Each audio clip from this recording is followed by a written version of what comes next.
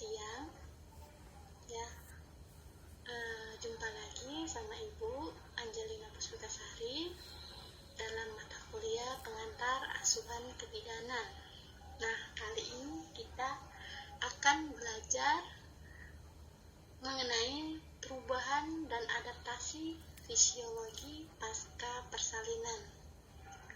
Kalau sebelumnya kita udah belajar konsep pasca persalinan, mulai dari pengertian apa itu nifas, atau apa itu masa nifas, kemudian tahapan masa nifas, asuhan pada masa nifas, tujuan asuhan masa nifas, kemudian kunjungan pada masa nifas. Nah, sekarang kita belajar tentang perubahannya. Ternyata nggak cukup tahu, nggak cuman hanya kita cukup tahu apa itu nifas, kita juga perlu tahu ternyata ibu nifas ini sama loh dengan ibu hamil, dengan tanda kutip. Kalau ibu hamil mengalami perubahan pada tubuhnya, begitu juga yang terjadi pada ibu nifas ya. Ibu nifas juga mengalami perubahan pada tubuhnya. Nah, perubahan inilah yang akan kita pelajari, perubahan dan adaptasi fisiologi pasca persalinan. Untuk apa kita belajar perubahan dan adaptasi fisiologi pasca persalinan?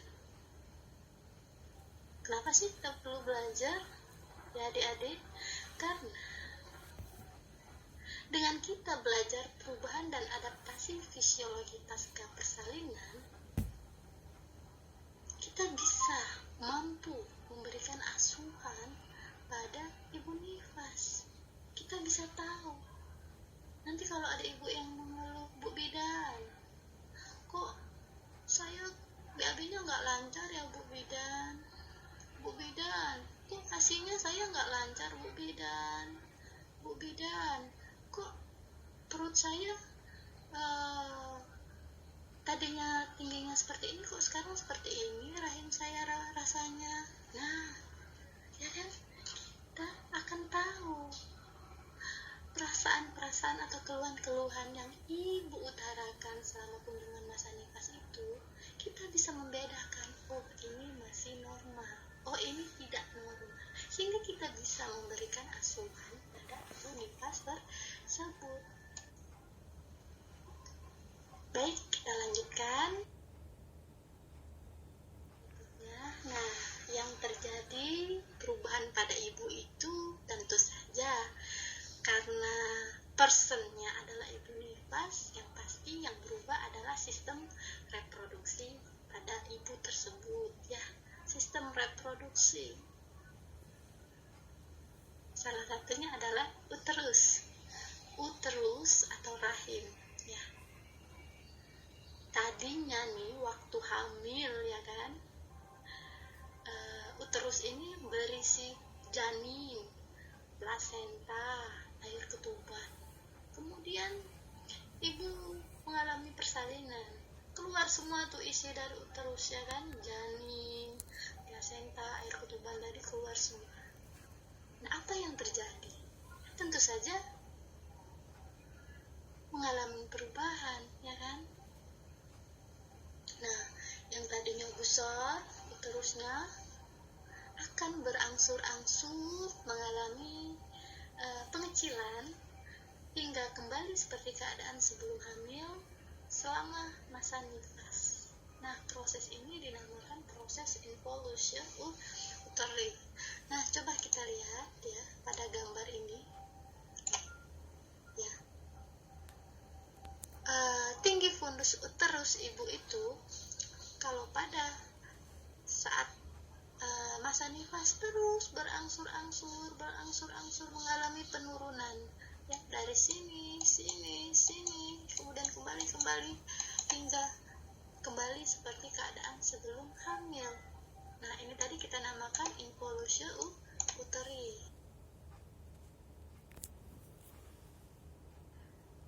Nah, kita lihat perbandingan tinggi fundus uteri dan berat badan di masa involution. Pada waktu bayi lahir, tinggi fundus uteri tadi itu setinggi pusat. Berat uterusnya itu sekitar 1000 gram. Kemudian setelah bayi lahir diikuti dengan plasenta lahir. Plasenta lahir normalnya tinggi fundus uteri ibu itu 2 jari di bawah pusat atau sekitar 750 gram. Kemudian setelah 1 minggu postpartum atau pasca melahirkan, kita akan melakukan evaluasi terhadap TFU atau tinggi fundus uteri ibu. Ya, itu normalnya berada pada pertengahan antara pusat dengan simfisis atau pinggir simfisis. Beratnya sekitar 500 gram. Pada 2 minggu postpartum, normalnya tinggi fundus uteri sudah tidak teraba lagi di atas simfisis. Di atas simfisis ya, dia tetap ada tapi udah nggak teraba lagi di atas simfisis, atau beratnya sekitar 350 gram. Setelah 6 minggu postpartum, semakin bertambah kecil, sekitar 50 gram. 8 minggu baru sebesar normal atau sekitar 30 gram. Jadi normalnya itu kepulihan secara keseluruhan alat-alat reproduksi pada ibu nifas itu 6-8 minggu postpartum. Nah, tadi itu adalah perubahan fisiologis yang terjadi pada uterus, pada perut. Nah, pada pervaginam ibu ada juga yang mengalami perubahan.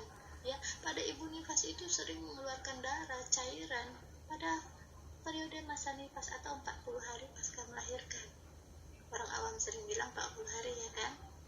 Nah, itu disebut lokea. Nah, ini ibu ambil dari buku Sutanto tahun 2018. Ada tahapan lokea pada masa nifas. Jadi waktu kalian memberikan asuhan nggak bingung-bingung lagi ya. Kalau ada pasien yang bertanya, Bu bidan, kok kemarin yang keluar masih warna merah, tapi sekarang kok warnanya udah kuning, itu kenapa ya Bu bidannya? Nah, dengan kalian belajar ini, kalian tahu bahwa hal itu normal, ya kan? Dimana ada tahapan-tahapan lokea pada masa nifas, sehingga kalian bisa memberikan konseling, penjelasan pada ibu. Yang pertama, ada lokea rubra. Lokea rubra ini berlangsung 1-3 pasca persalinan, ya. Jadi umur hari pertama, hari kedua, hari ketiga setelah melahirkan itu namanya lokea rubra. Warnanya merah kehitaman. Kenapa warnanya merah kehitaman? Ya jelas, ibunya baru melahirkan, yang pasti masih ada darah segar, sisa-sisa darah segar, sisa-sisa jaringan plasenta, sisa-sisa dinding rahim yang luruh, bekas dari penanaman plasenta tadi kan. Nah, itu ada dinding-dinding rahim yang luruh. Kemudian lemak-lemak bayi, lanugo, dan sisa mekanium yang membuatnya merah kehitaman.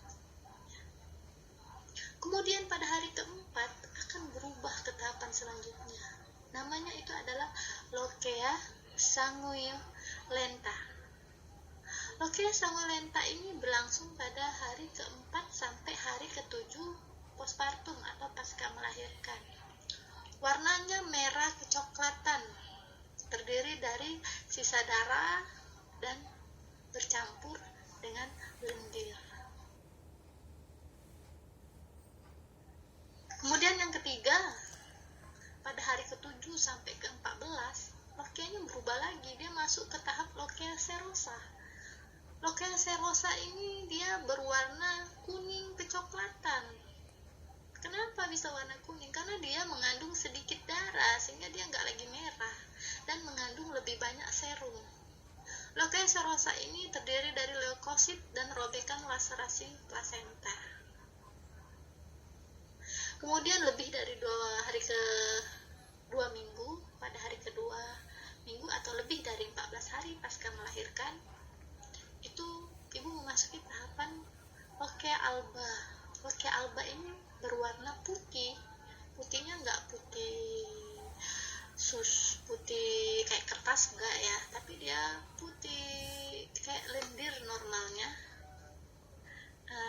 Kalau kita sering keluar keluar lendir. Nah seperti itu kurang lebih ya. Itu namanya lochia alba. Dia mengandung leukosit, sel desi 2, sel epitel, selaput lendir serviks, dan selaput jaringan yang sudah mati. Nah, jadi pada masa nifas itu mengalami perubahan 4 tahapan lochia. Yang pertama tadi ada lochia rubra. Kemudian yang kedua ada lochia sanguinolenta. Yang ketiga ada lochia serosa.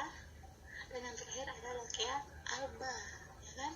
Jadi bisa ya menjelaskan sama pasien ya kenapa itu bisa terjadi, karena itu merupakan hal yang normal, fisiologis terjadi pada ibu nifas.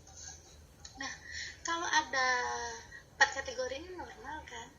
Kalau ada normal pasti ada yang tidak normal, ya kan? Nah, bagaimana kalau lochia-nya nggak normal? Itu bagaimana sih ciri-cirinya?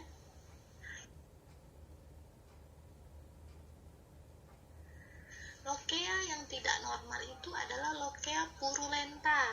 Lochia purulenta ini menandakan bahwa ibu nifas tersebut terjadi infeksi. Ciri-cirinya gimana? Keluar cairan seperti nanah dan berbau busuk dari kemaluan. Nah, kita curigai.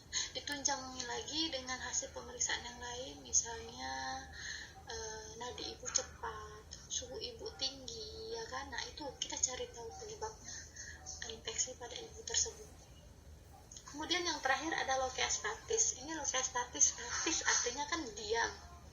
Nah, itu merupakan lochia yang tidak lancar ya, bisa dikaji ulang kenapa ibu mengalami lochia.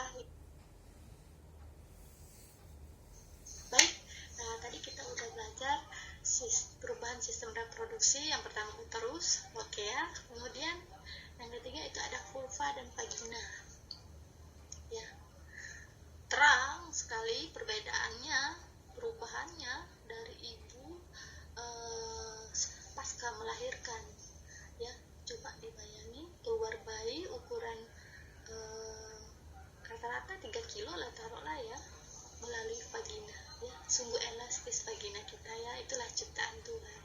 Nah, akibat tekanan dari kepala janin ya kan, peregangan selama persalinan, tentu saja vulva dan vagina akan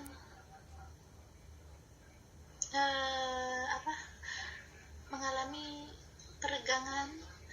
Akibatnya terjadi, kalau istilah namanya itu kendur ya kan, kendur atau menganga. Nah, ya seperti corong yang menganga. Nah, itu normal terjadi ya kan. Ya, tapi itulah tadi kuasa Tuhan. Ya, itu nggak dibiarkan seumur hidup sampai kembali 3 minggu setelah postpartum. Normalnya berangsur-angsur akan kembali seperti keadaan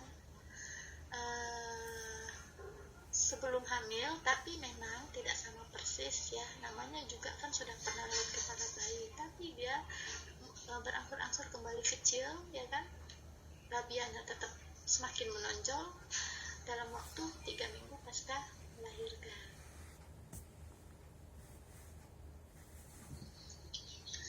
Kemudian setelah perubahan sistem reproduksi, kita kembali ke perubahan sistem pencernaan.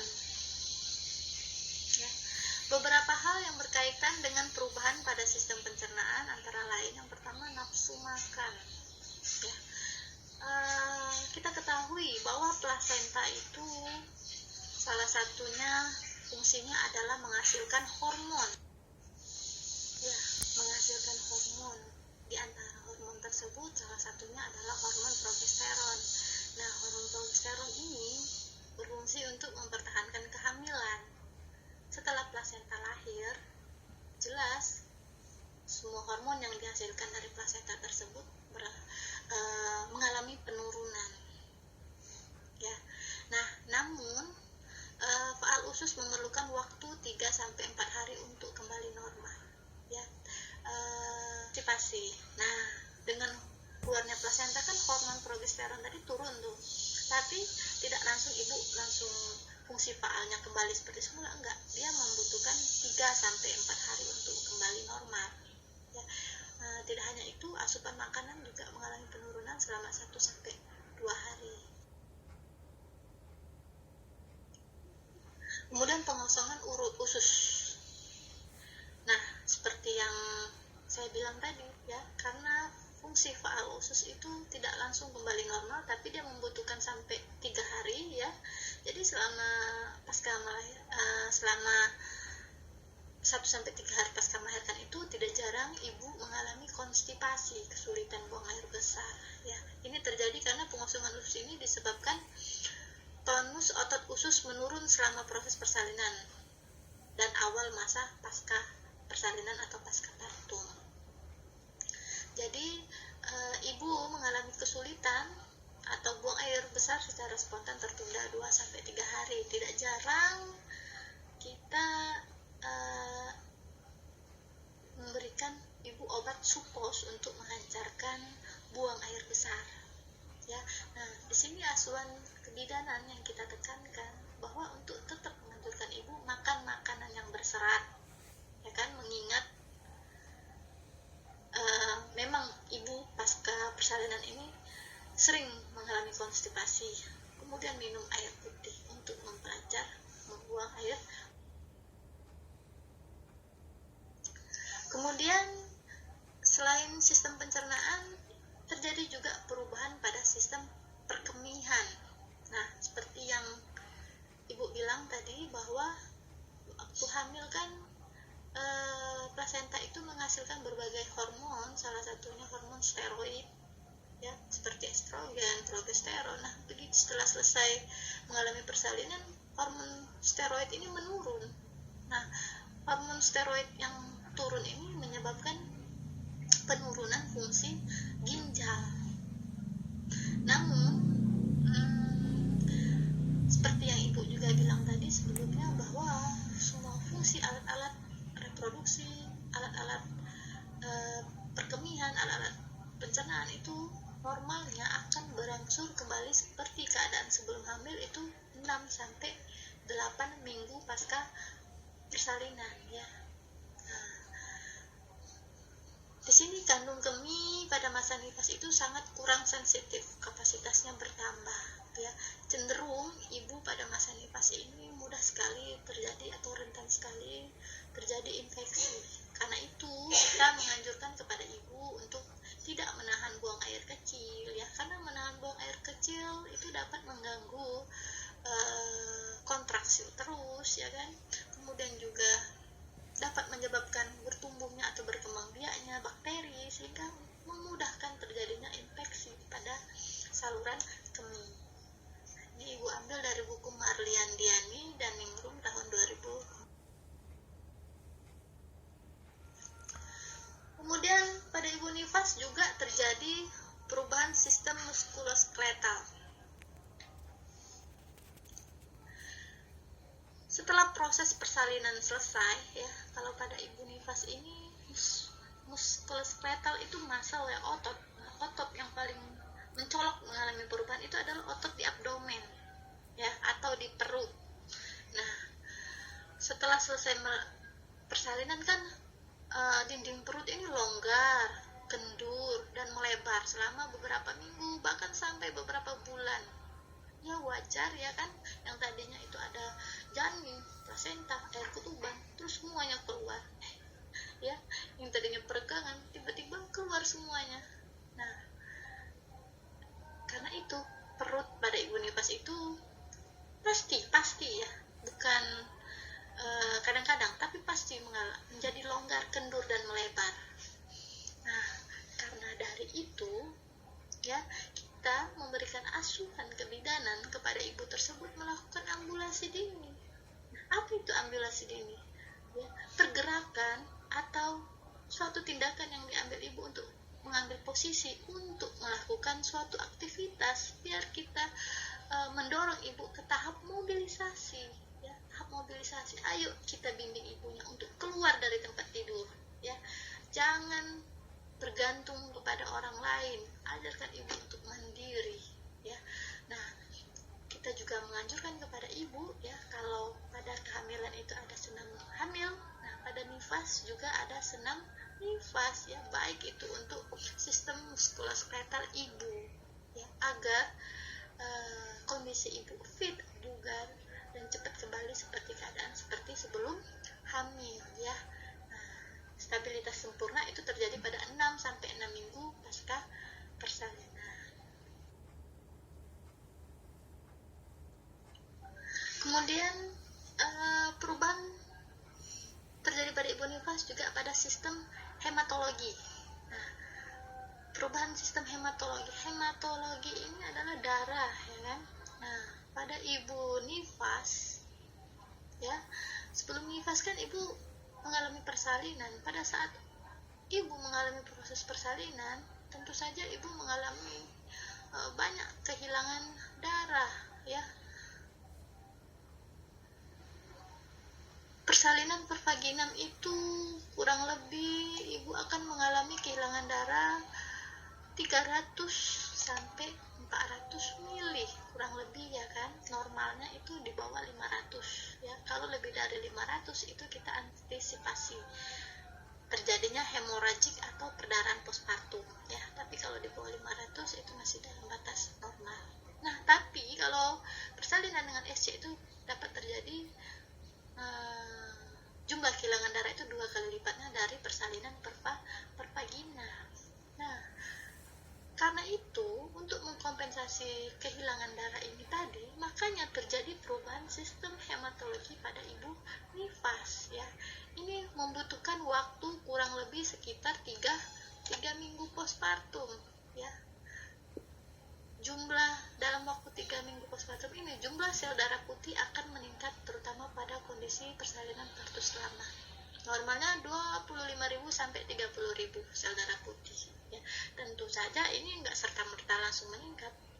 Tentu saja dipengaruhi oleh beberapa faktor, yaitu status gizi ibu, hidrasi ibu. Jadi ibu makannya harus baik, minumnya harus cukup ya kan, karena ibu nifas itu nggak cuman kalau nutrisi dan minuman itu nggak cuman untuk kebutuhan dirinya untuk memperbaiki jaringan-jaringan yang rusak atau jaringan yang sudah mati untuk mengembalikannya, nggak hanya itu saja, nggak cukup sampai di situ, tapi juga dibutuhkan untuk produksi air susu ya kan. Karena itu konseling mengenai asupan gizi seimbang sangat diperlukan pada masa nifas ya. Itu adalah peran seorang bidan ya. Sekali lagi penting ya kan, kita mempelajari perubahan fisiologis pada